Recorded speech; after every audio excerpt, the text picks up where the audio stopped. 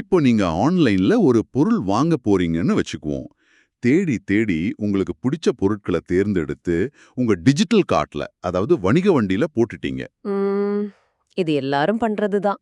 ஆமா, இப்போ check out செஞ்சு பணம் கட்டப் போற அந்த இறுதி நிமிஷத்துல அதோட ரிட்டர்ன் பாலிசி பத்தி உங்களுக்கு ஒரு சின்ன சந்தேகம் வருது. அங்க இருக்கிற கஸ்டமர் சப்போர்ட் சாட்பாட்டை தட்டி கேள்வியை கேட்டா அது சம்பந்தமே இல்லாம நான் ஒரு செயற்கை நுண்ணறிவு உங்கள் கேள்வியை புரிந்து கொள்ள முடியவில்லை அப்படின்னு ஒரு ரோபாட்டிக் பதில கொடுக்குது. கண்டிப்பா அது ரொம்ப எரிச்சலான ஒரு விஷயம். அந்த எரிச்சல்ல வாங்க வந்த பொருளையும் வாங்காம அப்படியே அந்த இணையதளத்தை மூடிட்டு வந்திருக்கீங்களா? நீங்க வந்திருக்கீங்களான்னு யோசிச்சு பாருங்க. பெரும்பாலும் எல்லாரும் இதை நிச்சயம் அனுபவிச்சிருப்பாங்க. இணையதளங்கள்ல இது ஒரு தினசரி நடக்கிற வாடிக்கையாளர் முடக்கம்னு சொல்லலாம். சரியா, இந்த இடத்துல இன்றைய நாம இந்த விவாதம் தொடங்குது. உங்களுக்காகவே பிரத்யேகமா வடிவமைக்கப்பட்ட இந்த ஆழமான அலசதுக்கு வரவேற்கிறோம். இன்று நாம எடுத்துக்கிட்ட ஆவணங்கள் ஜென்டிக் ஏஐ நிறுவனத்தால் உருவாக்கப்பட்ட ஆஸ்கெபிள் அப்படிங்கிற ஒரு ஏஜென்டிக் வாய்ஸ் ஏஐ தொழில்நுட்பத்தை பற்றியவை. அதாவது இது நாம சற்று முன்பு பேசின மாதிரி அறக்குறையா பதில் சொல்லி நம்மளை எரிச்சல் ஊட்டுற வழக்கமான சாட்பாட் கிடையாது. கரெக்ட். இது வலைத்தளங்கள்லையும் தொலைபேசி அழைப்புகள்லையும் நேரடியாக இயங்கி தானாதே முடிவுகள் எடுக்கிற ஒரு முழுமையான வாய்ஸ் லெட் தீர்வு. இதோட முக்கிய நோக்கம் என்னன்னா, நிறுவனங்களுக்கு தினசரி ஏற்படுற அதிகப்படியான செயல்பாட்டு செலவுகளை இந்த தொழில்நுட்பம் எப்படி குறைக்குது, அதே நேரத்துல வருவாயை எப்படி பன்மடங்கு அதிகரிக்குது அப்படிங்கிறத புரிஞ்சுக்கிறது தான். இந்த தொழில்நுட்பத்தோட தாக்கத்தை புரிஞ்சுக்க முதல்ல நாம செலவுகள் எங்கே வீணாகுது அப்படிங்கறத பார்க்கணும். இப்போ காமர்ஸ் துறையோட தரவுகளை எடுத்துக்கிட்டோம்னா சுமார் 70% வாடிக்கையாளர்கள் பொருட்களை தேர்ந்தெடுத்து கார்ட்டுல போட்ட பிறகு 70%? ஆமா, 70% பேர் பாதியிலேயே அதை விட்டுட்டு வெளியேறிடுறாங்க. இதுக்கு பேரு தான் கார்ட் அபாண்டன்மெண்ட் அப்படின்னு சொல்றாங்க. அட, இது ரொம்ப பெரிய நம்பராச்சே. கண்டிப்பா. இதுக்கு காரணம் வாடிக்கையாளர்களுக்கு பொருள் பிடிக்கல அப்படிங்கறது இல்ல. அந்த இறுதி நேரத்துல அவங்களுக்கு ஏற்படுற ஒரு சின்ன சந்தேகத்துக்கு உடனடியாக நம்பகமான ஒரு பதில் கிடைக்காததுதான் காரணம். 70% அப்படிங்கிறது கற்பனை செஞ்சு பார்க்க முடியாத ஒரு பெரும் இழுப்பு. அதாவது உங்க கடைக்குள்ள 100 பேர் வந்து பொருட்களை கையில் எடுத்த பிறகு 70 பேர் எந்த காரணமும் சொல்லாம பொருள் அங்கே வச்சுட்டு போறாங்க. இதை தடுக்கத்தானே நிறுவனங்கள் பல 100 பேரை வேலைக்கு எடுத்து கால் சென்டர்களை நடத்துறாங்க. ஆமா. அப்போ அந்த மேனுவல் சப்போர்ட் முறை ஏன் தோல்வி அடையுது? ஏன்னா அது ஒரு லாபகரமான மாடல் கிடையாது. ஐரோப்பிய நாடுகள்ல உள்ள வாடிக்கையாளர் சேவை மையங்களோட தரவுகளை பார்த்தோம்னா ஒரு சாதாரண வாடிக்கையாளர் அழைப்பை கையாள்வதற்கு சராசரியா $4.58 வரை செலவாகுது. ஒரு நிமிஷம். $4 மேல் அப்படின்னா இந்திய மதிப்புல தோராயமா $400. ஆமாம், சரியா சொன்னீங்க. ஒரு வாடிக்கையாளர் தன் பாஸ்வேர்டை மாத்துறதுக்கோ இல்ல என் ஆர்டர் எங்கே இருக்குன்னு கேட்கறதுக்கோ ஃபோன் செஞ்சா அதை பார்த்து சொல்றதுக்கு ஒரு நிறுவனத்துக்கு $400 செலவாகுதா? இது எந்த வகையிலும் கட்டுப்படியாதாது. அதுதான் இங்க பெரிய பிரச்சனை. இது மாதிரி திரும்ப திரும்ப வர்ற எளிமையான கேள்விகளுக்கு மனிதர்களை பயன்படுத்துறது நிறுவனங்களோட வளர்ச்சியை தடுக்கிற பெரும் முட்டுக்கட்டாயிருக்கு. இங்குதான் ஆஸ்கபிள் ஒரு தீர்வா வருது. ஓஹோ, போலவே குரல் வழியா பதிலளிக்குது. இப்போ எனக்கு இதுல ஒரு சந்தேகம் இருக்கு. இதை ஒரு நிறுவனத்தோட இணையதளத்துல இணைக்கிறது எப்படி? ஏன்னா நீங்க ஒரு ஏஐ கிட்ட உங்க நிறுவனத்தோட விதிகளை கத்துக் கொடுக்கணும்னா மாசக்கணக்கில் டேட்டா சயின்டிஸ்டுகளை வச்சு கோடிங் எழுதணுமே. அது வழக்கமான முறை. அது மட்டும் இல்லாம இணையதளத்துல எங்கேயாவது பழைய தகவல்கள் இருந்தா வாடிக்கையாளர்கிட்ட இது தவறா பேசி, அதாவது ஹாலுசினேஷன் செஞ்சு மாட்டி விடாதா? இங்குதான் ஆஸ்கிபோலோட வடிவமைப்பு வித்தியாசப்படுது. இதுக்கு எந்த கடினமான கோடிங்கும் தேவையில்லை. ஒரு நிறுவனத்தோட இணையதளத்தோட URL லிங்க மட்டும் கொடுத்தா போதும். வெறும் லிங்க் கொடுத்தா போதுமா? ஆமா, சில நிமிஷங்கள்லயே அந்த தளத்துல உள்ள பாலிசி ஆவணங்கள், அடிக்கடி கேட்கப்படும் கேள்விகள், பொருட்களோட விவரங்கள்னு அனைத்தையும் இது படிச்சு தனக்கென ஒரு வரையறைக்கப்பட்ட அறிவுத்தளத்தை, அதாவது ஒரு பவுண்டட் நாலேஜ் கிராஃப உருவாக்கிக்கும். ஓ, அதனால அந்த எல்லைக்குள்ளேயே இது நிக்குமா? சரியா சொன்னீங்க. அந்த தகவல்களை தாண்டி இது சொந்தமா எதையும் கற்பனை செஞ்சு பேசாது. அதனால ஹாலுசினேஷன் அபாயம் முன்கூட்டியே தடுக்கப்படுது. நொடிப்பொழுதுல இது ஒரு முழுமையான நாலேஜபிள் ஆன்சரிங் என்ஜினா மாறிடும். இதை கேட்கும்போது எப்படி இருக்குன்னா, தூங்கவே தூங்காத, எந்த லீவும் கேட்காத, நிறுவனத்தோட அத்தனை ரூல் புக்கையும் மனப்பாடம் செஞ்ச, அதே சமயம் 20 மொழிகள்ல சரளமா பேசக்கூடிய ஒரு தலைசிறந்த ஊழியரை குளோனிங் செஞ்சது போல இருக்கு. நிச்சயமா அந்த ஒப்பீடு ரொம்ப சரி. ஆனா இது வாடிக்கையாளர்களோட தகவல்களை எப்படி பெறுது? வழக்கம் போல எரிச்சலூட்டுற பாப்பப் படிவங்களை நிரப்ப சொல்லுமா? இல்ல, அதுதான் இதோட இன்னொரு சிறப்பு. இது வாடிக்கையாளர்கள் கிட்ட இயல்பா பேசிட்டு இருக்கும்போதே இந்த சலுகைக்கான கூப்பனை உங்க மின்னஞ்சலுக்கு அனுப்புறேன், உங்க இமெயில் ஐடிய சொல்ல முடியுமான்னு கேட்டு குரல் மூலமாகவே தரவுகளை பாதுகாப்பா பெற்றுக்கொள்ளும். ஓ, வாய்ஸ் பேஸ்ட் டேட்டா கலெக்ஷன். ஆமா, இதனால வாடிக்கையாளர்களுக்கு எந்த சிரமமும் இருக்காது. இப்போ இந்த தரவுகளை ஒரு நிறுவனத்தோட CFO, அதாவது நிதித்துறை அதிகாரி பார்க்கறாருன்னு வச்சுக்குவோம். அவருக்கு என்ன பலன்? முதலீட்டின் மீதான திருப்பத்தை, அதாவது ROI-ய இந்த AI எப்படி நியாயப்படுத்துது? ஆவணங்கள் இத ஹார்ட் ROI மற்றும் சாஃப்ட் ROI என மிக தெளிவா பிரிக்குது. ஹார்ட் ROI அப்படிங்கிறது நேரடியாக கண்ணுல தெரியிற பணச்சேமிப்பு. ம். இந்த வாய்ஸ் AI-ய பயன்படுத்த தொடங்குல உடனே வாடிக்கையாளர் தொடர்புகளுக்கான ஒட்டுமொத்த செலவுல 40 முதல் 60% வரை உடனடியாக குறையுது. மனிதர்கள் தலையிட்டு தீர்க்க வேண்டிய சப்போர்ட் டிக்கெட்டுகளோட எண்ணிக்கை 60% சரிவடையுது. அடேங்கப்பா, 60%? ஆமா. அடுத்து சாஃப்ட் ROI அப்படிங்கிறது வாடிக்கையாளர் அனுபவம் மேம்படுறதால வர்றது. இணையதளத்துக்கு வந்து சந்தேகங்களை தீர்த்துக்கிட்டு பொருளை வாங்குறவங்களோட மாற்று விகிதம், அதாவது கன்வர்ஷன் ரேட் 25% அதிகரிக்குது. அதாவது இது நாள் வரை வாடிக்கையாளர் சேவை பிரிவுகள் என்பவே நிறுவனத்துக்கு ஒரு செலவு மையமாகவே பார்க்கப்பட்டுச்சு. ஆனா இந்த AI அந்த காஸ்ட் சென்டர்ஸை நேரடியாக விற்பனையை அதிகரிக்கிற லாப இயந்திரங்களா மாத்துது. சரியா புரிஞ்சுக்கிட்டீங்க. வாடிக்கையாளரோட தேவையை சரியா புரிஞ்சு அதற்கேற்ப பரிந்துரைகளை வழங்குறதால வியாபாரம் இயல்பாவே பெருகுது. இப்போ ரீட்டெயில் மற்றும் இ-காமர்ஸ் வியாபாரத்துல செலவை குறைக்கிறது புரிஞ்சுக்கக்கூடிய ஒண்ணு. ஆனா ஒவ்வொரு துறைக்கும் உள்ள பிரச்சனைகள் முற்றிலும் வேறு வேறானவை இல்லையா? ஆமா, நிச்சயமா. ஒரு செருப்பு இருக்கிற இணையதளத்தோட தேவையும் ஒரு வங்கியோட தேவையும் ஒன்றல்ல. இப்போ நிதி, வங்கி மற்றும் காப்பீட்டுத் துறையை எடுத்துக்குவோம். BFSI துறையில எல்லாமே மிக ரகசியமானது மற்றும் கடுமையான விதிமுறைகளுக்கு உட்பட்டது. கண்டிப்பா கம்ப்ளைன்ஸ் ரொம்ப முக்கியமங்க. ஒரு சின்ன வார்த்தை மாறினா கூட பல கோடி ரூபாய் நஷ்டஈடு கேட்டு சட்ட சிக்கல்கள் வரும். இவ்வளவு சென்சிட்டிவான ஒரு இடத்துல ஒரு AI-ய நம்பி வாடிக்கையாளர்களை பேச விடுறது பாதுகாப்பானதா? இது மிகவும் நியாயமான கேள்வி. வங்கி மற்றும் காப்பீட்டுத் துறையோட சவாலே அதோட இறுக்கமான விதிமுறைகள் தான். இங்குதான் ஆஸ்கிப்லோட கம்ப்ளைன்ஸ் அவேர் NLU அப்படிங்கிற தொழில்நுட்பம் கை கொடுக்குது. அது என்ன செய்யும்? இது வெறும் வார்த்தைகளை புரிஞ்சுக்கிறது மட்டுமல்ல, எந்தெந்த வார்த்தைகள் சட்ட ரீதியான அபாயத்தை கொண்டவை அப்படிங்கறதையும் இது அறியும். இது துறை சார்ந்த விதிகளுக்கு உட்பட்டு மட்டுமே பதிலளிக்கும்படி முன்கூட்டியே கட்டமைக்கப்பட்டிருக்கு. முக்கியமா இது ஒருபோதும் சொந்தமா நிதி ஆலோசனைகளை வழங்காது. இத ஒரு நிஜ வாழ்க்கை உதாரணத்தோட எப்படி புரிஞ்சுக்கிறது? இப்போ ஒரு வாடிக்கையாளர் மிகவும் விரக்தியோடு கடுமையான நிதி நெருக்கடி காரணமா தனது வாழ்நாள் காப்பீட்டு பாலிசிய ரத்து செய்யணும்னு கேக்குறாருன்னு வச்சுக்குவோம். இது ஒரு உணர்ச்சிகரமான கட்டம். ஆமா, இது அதிக அபாயகரமான, அதிக உணர்ச்சிகள் நிறைந்த உரையாடல்.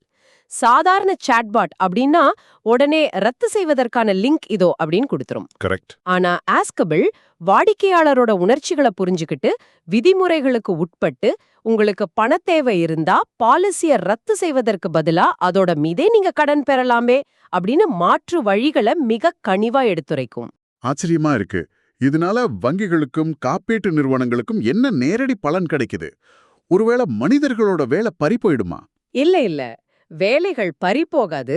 மாறாக வேலைகளோட தரம் உயரும். ஆஸ்கபிலோட தலையீட்டால ஏன் அக்கவுண்ட் பேலன்ஸ் எவ்வளோ, பாலிசி டியூ டேட் எப்போ அப்படிங்கிற மாதிரி அடிப்படை அழைப்புகள் 60% வரை குறைஞ்சிடுது. ஓ, டயர் 1 கால்ஸ் எல்லாம் இதுவே பார்த்துக்கும். ஆமா, மேலும் குரல் வழியே விவரங்களை பெற்று ஆவணங்களை சரி பார்க்கறதால கடன் செயலாக்க நேரம், அதாவது லோன் ப்ராசஸிங் டைம் 70% வரை குறையுது. 70%? இதோட விளைவா அங்க வேலை செய்யற ரிலேஷன்ஷிப் மேனேஜர்கள் இந்த எளிய வேலைகள்ல இருந்து விடுபடுறாங்க. அவங்க தங்க முழு நேரத்தையும் பெரிய முதலீட்டாளர்களுக்கு உயர்நிலை ஆலோசனைகள் வழங்குறதுலயும் புதிய பிசினஸ கொண்டு வரதுலயும் செலவிட முடியும். ஆவணங்களின்படி இப்படி செயல்படுறதன் மூலம் அவங்க நிறுவனத்துக்கு 5.7 மடங்கு அதிக வருவாயை ஈட்டித் தராங்க. இறுக்கமான விதிகள்ல இருந்து சற்றே குழப்பமான அதிக உணர்ச்சிகள் வெளிப்படுற சுற்றுலாத்துறைக்கு வருவோம். இங்கு பிரச்சனையின் வேறு இடத்துல இருக்கு. ஹோட்டல்கள் மற்றும் விமான நிறுவனங்கள் தங்களோட லாபத்துல ஒரு பெரிய பங்கை இடைத்தரகர்கள் கிட்ட இழக்கிறாங்க இல்லையா? ஆமா, சுற்றுலாத்துறையில பெரிய தலைவலியே ODAக்கள் தான், அதாவது ஆன்லைன் டிராவல் ஏஜென்சிஸ் தளங்கள். மேக் மை ட்ரிப், அகோடா மாதிரியான தளங்கள் தானே? அதேதான். பெரும்பாலான வாடிக்கையாளர்கள் ஹோட்டலோட சொந்த இணையதளத்துல பதிவு செய்யறதில்ல, இந்த தளங்கள் மூலமாகவே பதிவு செய்றாங்க. இதனால ஹோட்டல்கள் தங்களோட லாபத்துல 15 முதல் 25% கமிஷனாகவே இந்த தளங்களுக்கு கொடுக்க வேண்டியிருக்கு. இதற்கும் ஏஐக்கு என்ன சம்பந்தம்? ஒரு வாடிக்கையாளரை அந்த தளங்களுக்கு போகாம தடுத்து எப்படி நேரடியாக ஹோட்டலோட இணையதளத்திலே ரூம் புக் செய்ய வைக்க முடியும்? அங்கதான் ஆஸ்கபிள் ஒரு 24 மணி நேர கன்சியர்ஜ் போல ஹோட்டல் இணையதளத்திலேயே செயல்படுது. அதாவது ஒரு வரவேற்பாளர் மாதிரி. ஆமாம். இப்போ ஒரு வெளிநாட்டு பயணி ஹோட்டலோட இணையதளத்துக்கு வர்றாருன்னு வச்சுக்குவோம். அவருக்கு ஒரு சந்தேகம், நான் நள்ளிரவு 2 மணிக்கு வர்றேன், விமான நிலையத்திலிருந்து ஹோட்டலுக்கு வர கார் வசதி இருக்கான்னு கேட்க நினைப்பார். ம் இந்த சந்தேகத்தை அவர் ஆங்கிலத்துல கேட்க வேண்டியதில்ல, அவருடைய தாய்மொழியிலேயே கேட்கலாம். இந்த ஏஐ உடனடியாக அவரது மொழியிலேயே கார் வசதி இருப்பதையும் அதற்கான கட்டணத்தையும் விளக்குது. இந்த உடனடி தகவல் பரிமாற்றம் வாடிக்கையாளருக்கு ஒரு நம்பிக்கையை கொடுக்குது. ஓஹோ, அந்த நம்பிக்கையில அவங்க அங்கேயே புக் பண்ணிடுவாங்க. கண்டிப்பா. இதன் மூலம் அவர் வேறு தளத்துக்கு செல்லாம அந்த இணையதளத்திலேயே நேரடியாக முன்பதிவு செய்றார். தரவுகளின்படி இது 8 முதல் 12% வரை நேரடி முன்பதிவுகளை அதிகரிக்குது. அந்த 25% கமிஷன் ஹோட்டலுக்கே லாபமா மாறுது. அந்த கமிஷன் மிச்சமாகிறது பெரிய லாபம். சரி, சுற்றுலாத்துறையில இன்னொரு பெரிய சிக்கல் இருக்கு. விமான நிலையங்கள்ல திடீர்னு ஒரு விமானம் ரத்து செய்யப்படுது அல்லது பல மணி நேரம் தாமதமாகுதுன்னு வச்சுக்குவோம். இது அடிக்கடி நடத்துற ஒண்ணுதான். ஆமா, அந்த நேரத்துல நூற்றுக்கணக்கான பயணிகள் ஒரே நேரத்துல கோவத்துல கால் சென்டருக்கு ஃபோன் செய்வாங்க. அந்த மாதிரியான இக்கட்டான சூழ்நிலைய ஒரு ஏஐ எப்படி கையாளும்? இது மனிதர்களால் கையாளவே முடியாத ஒரு சூழ்நிலை. கால் சென்டர்கள்ல பல மணி நேர வாடிக்கையாளர்கள் காத்திருக்க நேரிடும், கோபம் இன்னும் அதிகரிக்கும். நிஜமா? ஆனா அந்த நேரத்துல ஆஸ்கபிள் ஒரே நேரத்துல பல்லாயிரக்கணக்கான அழைப்புகளை கையாளும் திறன் கொண்டது. பயணிகளோட அதிருப்தியான மனநிலைய புரிஞ்சுக்கிட்டு எந்த விமானம் ரத்தானது அப்படிங்கறத உணர்ந்து மாற்று விமானத்துக்கான டிக்கெட்டையோ அல்லது பணத்தை திரும்பப் பெறுவதற்கான வழிமுறைகளையோ அமைதியா உடனடியா விளக்குது. இதனால அழைப்பு கையாளும் நேரம், அதாவது ஆவரேஜ் ஹேண்ட்லிங் டைம் 40% குறையுது. ரொம்ப பிரமாதம். இப்போ விமானம் ரத்தாகிறது அப்படிங்கிறது ஒரு நாள் பிரச்சனை. ஆனா ஒரு மனிதன் தன் வாழ்நாளின் பெரிய சேமிப்பை முதலீடு செய்யறது ரியல் எஸ்டேட் துறையில தான். சுற்றுலா போறதே பெரிய விஷயம். ஆனா சொந்தமா வீடு வாங்குறது அதை விட மிகப்பெரிய முதலீடு மற்றும் சிக்கலான முடிவு. 100க்கு 100 உண்மை. இந்த இடத்துல நம்பிக்கை மட்டும்தான் வியாபாரம். ஒரு மிஷின் எப்படி பல கோடி ரூபாய் டீல் பேச முடியும்? ஆஸ்கபிள் இங்கு எப்படி பயன்படுது? ரியல் எஸ்டேட் துறையில நிறுவனங்கள் எதிர்கொள்ற முதல் சவாலே சரியான வாடிக்கையாளர்களை தேடி பிடிக்கிறது தான். ஆவணங்களின்படி இந்தியாவுல சொகுசு வீடுகளுக்கான ஒரு லீடை பெற நிறுவனங்களுக்கு சராசரியா 5000 ரூபாய்க்கு மேல் செலவாகுது. ஒரு வாடிக்கையாளரோட தொடர்பே வாங்குறதுக்கு 5000 ரூபாயா? ஆமா, cost per lead. Digital marketing மூலம் இந்த லீட்கள் வருது.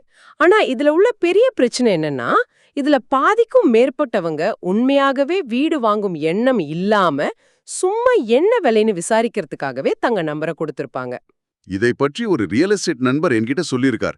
சென்னை அல்லது மும்பை டிராஃபிக்ல 2 மணி நேரம் காரோட்டி போய் ஒருத்தருக்கு பிளாட் காட்டினா அவர் கடைசியில சும்மா எப்படி இருக்குன்னு பார்க்க வந்தேன், இப்போதைக்கு வாங்கும் ஐடியா இல்ல அப்படின்னு சொல்லும்போது அந்த விற்பனை பிரதிநிதிக்கு ரொம்ப கோவமும் ஏமாற்றமும் வரும். ஆமா, அவங்களோட ஒட்டுமொத்த நாளும் வீணாயிடும். இதை எப்படி சரி செய்யுது? அந்த நேர விரயத்தை தடுக்கிறது தான் ஆஸ்கபிளோட வேலை. இது ஒரு அதிபுத்திசாலி ப்ரீ சேல்ஸ் ஏஜென்ட் போல செயல்படுது. ஒரு வாடிக்கையாளர் இணையதளத்துல தொடர்பு எண்ண கொடுத்த உடனே 24 மணி நேரமும் எந்த நேரமா இருந்தாலும் குரல் வழியிலே அவங்கள தொடர்பு கொண்டு விசாரிக்குது. என்ன கேள்விகள் கேட்கும்? உங்களுக்கு எந்த ஏரியால வீடு வேணும், உங்க பட்ஜெட் என்ன, உங்களுக்கு பேங்க் லோன் தேவைப்படுதா அல்லது நீங்களே பணம் செலுத்துறீங்களா, இது போன்ற கேள்விகளை கேட்டு உண்மையாகவே அவங்களுக்கு வீடு வாங்கும் தகுதியும் எண்ணமும் இருக்கா அப்படிங்கறது தகுதிப்படுத்துது. அதாவது அந்த ஏஐ ஒரு சல்லடை போல செயல்பட்டு உண்மையான வாடிக்கையாளர்களை மட்டும் வடிகட்டி எடுக்குது. முற்றிலும் உண்மை. இதனால தரமான வாடிக்கையாளர்கள் மட்டுமே மனித விற்பனையாளர்கள் கிட்ட அனுப்பப்படுறாங்க. சேல்ஸ் டீமோட நேரம் பெருமளவு மிச்சமாகுது. தேவையற்ற அழைப்புகள் குறையறதால சிபிஎல் எனப்படும் ஒரு லீடுக்கான செலவு 30% குறையுது. சரி, வாடிக்கையாளர் முடிவு எடுத்துட்டாரு, வீடு வாங்க போறாரு.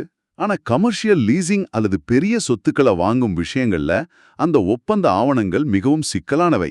ஆமா, லீஸ் டாக்குமெண்ட்ஸ் எல்லாம் ரொம்ப பெருசா இருக்கும். Carpet area, super built up area, termination கிளாஸ்னு எக்கச்சக்கமான சட்ட வார்த்தைகள் இருக்கும்.